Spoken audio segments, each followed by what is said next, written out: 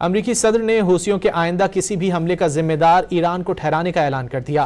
Donald Trump ने धमकी दी कि आज के बाद से हूसियों की जानिब से चलाई गई गोली के बारे में भी ये समझा जाएगा कि ये ईरानी हथियारों और ईरानी क़यादत की जानिब से चलाई गई है।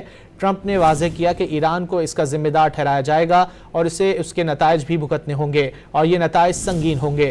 खबरदार किया कि हूसियों के हमले के बाद अमरीकी फ़ौज को कोई नहीं रोक पाएगा। अमरीकी सदर ने हूसियों के आइंदा किसी भी हमले का जिम्मेदार ईरान को ठहराने का ऐलान कर दिया है।